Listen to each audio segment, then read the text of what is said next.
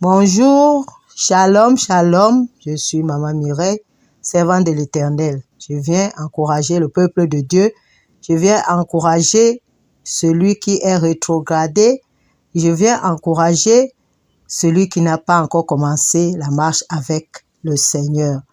Et je suis là, nous allons écouter la parole qui se trouve dans Jean 3, le verset 16, car Dieu a tant aimé le monde qu'il a donné son unique Fils, afin que quiconque croit en lui ne périsse point, mais qu'il ait la vie éternelle.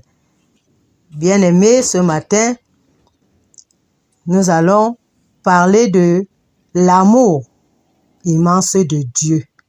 Dieu a immensement aimé le monde et je crois que toi, tu es dans le monde. Moi, je suis dans le monde. Donc, c'est à nous qu'il a manifesté cet amour.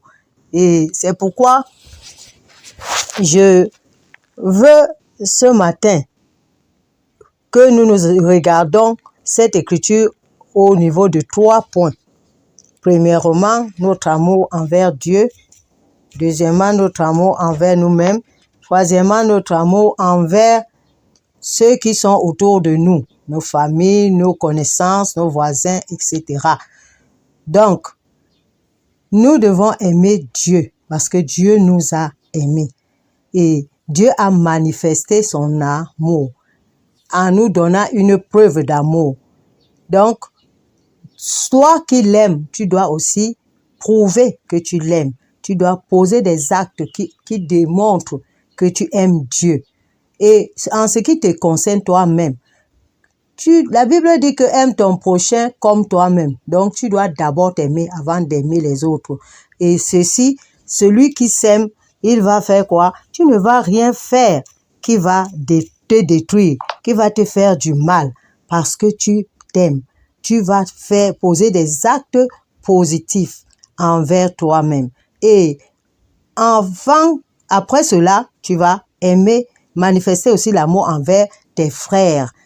Et l'amour, c'est quoi? C'est un sentiment que tu ressens dans ton cœur envers Dieu, envers toi-même, envers tes prochains. Ce sentiment, c'est le sentiment de bien, le sentiment de faire du bien, le sentiment de penser à ce que quelque chose de bien se produise dans la vie de ton frère, de toi-même. Et c'est ce qui va nous conduire à l'amour, à l'harmonie, à la paix, à la joie. Donc, si tu aimes, tu dois marcher dans la victoire. Voilà là où je vais m'arrêter et je voudrais que nous puissions prier. Nous allons prier parce que la prière est importante.